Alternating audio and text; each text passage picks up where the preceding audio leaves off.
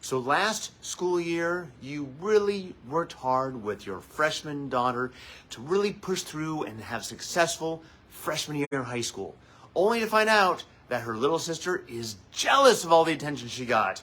Oh, the sibling rivalry. Well, we're going to talk about that today on Tips on Teens. My name is Kent Toussaint. I'm a licensed marriage and family therapist, and I specialize in helping kids, teens, and families live happier lives.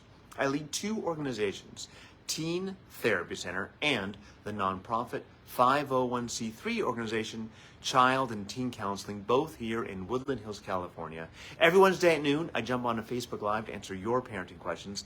Let's jump into today's. I have two daughters, 15 and 12. My oldest struggled a lot last year as a freshman. I had to help her a lot and spend a bunch of time with her. Now, my 12 accuses me of caring more for my 15. School is starting up again. How can I avoid making the problem worse and keep the peace a little better? Thank you for your question. I think sibling rivalry is something that pretty much all parents have had to deal with in one way or another.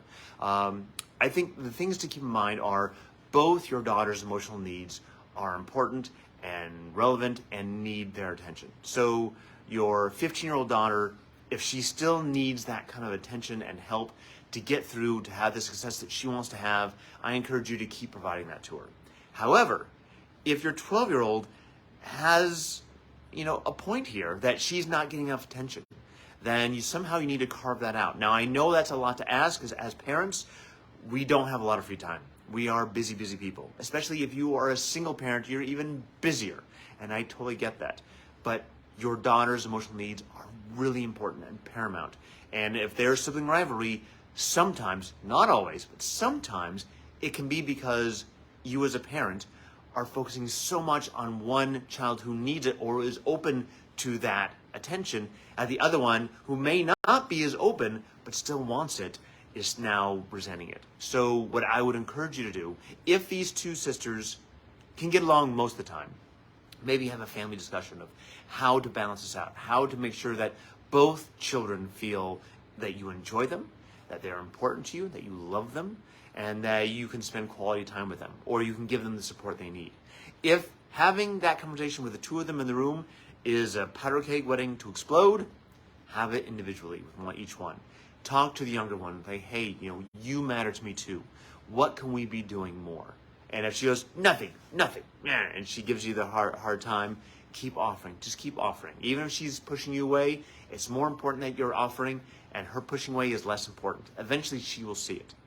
But it may be, again, that it could be something as simple as, I want to spend more time with you playing board games, or I want to go swimming with you, or I want to take the dog for a walk, or it doesn't really matter what it is. Maybe your younger daughter feels like she needs more help with homework as well.